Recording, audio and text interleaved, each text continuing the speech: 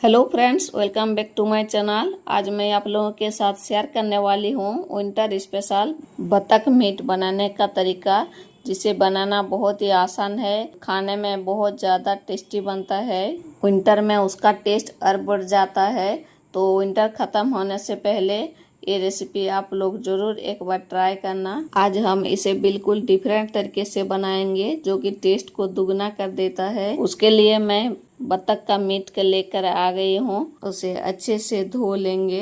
एक बतख काट कर लाए हैं। देखिए, चेन्नई में बिल्कुल भी ठंडा नहीं है, फिर भी बोला चलो साल में एक बार तो उसे खाना चाहिए, लेकर आओ।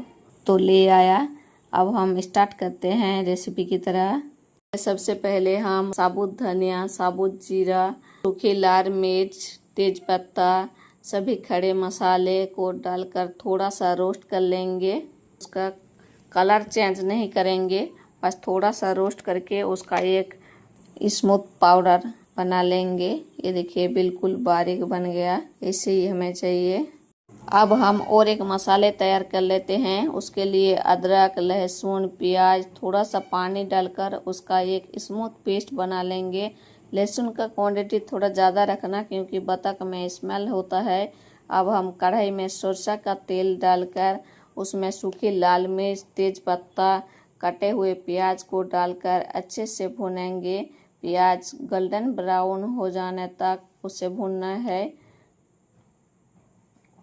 प्याज हमारा गोल्डन ब्राउन हो चुका है। अब हम जो प्याज का पेस्ट बनाया था उसे भी डालकर अच्छे से भून लेंगे। अच्छे से हमारा भून जाने के बाद उसमें हल्दी पाउडर, लाल मिर्च पाउडर, जीरा पाउडर, धनिया पाउडर, सभी मसाले को डालकर थोड़ा देर भूनेंगे। फिर हम थोड़ा सा पानी भी डाल देंगे, ताकि हमारा मसाला जले ना, मसाला अच्छे से भून सके।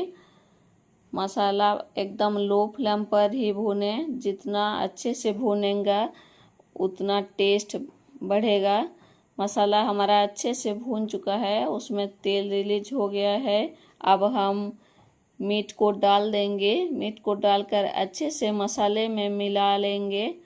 पहले हमें नमक नहीं डाला था, तो नमक डालकर हाई फ्लेम पर उसे 3-4 मिनट के लिए मसाले के साथ और अच्छे से भून लेंगे, ताकि उसका स्मेल ना आए।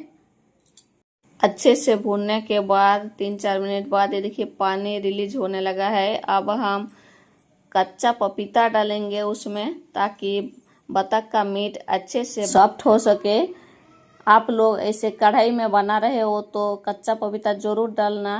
कच्चा पपीता डालोगे तो इजीली सॉफ्ट हो जाता है, नहीं तो बतख का मीट अच्छे से इजीली सॉफ्ट नहीं होता, बहुत ज़्यादा टाइम लग जाता है। अगर कढ़ाई में बना रहे हो तो प्रेशर कुकर में डालोगे तो होगा। मैं प्रेशर कुकर में नहीं दिया, कढ़ाई में बना रही हूँ तो कच्चा पपीता डाला। कच्चा पपीता डालने से बहुत अच्छे से सॉफ्ट हो जाता है और टेस्ट में कोई डिफरेंट नहीं बनता। इसे बीच बीच में ढक्कन हटाकर चला लेंगे। पानी अपने आप रिलीज हो गया है, देखिए। बीच बीच में चला लेंगे नीचे से, ताकि ना लग जाए। मैंने और थोड़ा सा कच्चा लहसुन का कलियां डाल दिया। ये बिल्कुल ऑप्शनल है, आप स्किप भी कर सकते हो। मीट हमारा ऑलमोस्ट पक चुका है, थोड़ी देर और ढक कर पका लेंगे। ये देखिए कितना प्यारा सा कलर आ गया है। अब हम रोस्ट किए हुए मसाले को डालकर अच्छे से ऐसे भी भून लेंगे। इसका इतना अच्छा खुशबू निकलता है, पूरे मोहल्ले को पता चल जाएगा। जब एक खुशबू निकलने लगे तो उसमें थोड़ा सा पानी डालकर और 1 मिनट के लिए भून लेंगे। मीट हमारा अच्छे से पक चुका है, सॉफ्ट हो चुका है। अब हम ग्रेवी के लिए उसमें गर्म पानी ऐड करेंगे। जितना ग्रेवी रखना चाहते हो उतना पानी डालो। फिर उसे हाई फ्लेम पर 2-3 मिनट के लिए अच्छे से उबाल आने देंगे। ये देखिए कितना प्यारा सा कलर आया है। दिखने में जितना सुंदर लग रहा है, खाने में भी उतना टेस्ट लगता है। पहले मैंने ही इतना सारा लेकर खाने के लिए बैठ गई। बहुत अच्छा टेस्ट हुआ था और उसका ग्रेवी इतना टेस्ट लगता है ना। अगर आप लोगों को अच्छे लगे तो प्लीज़ लाइक कमेंट करना।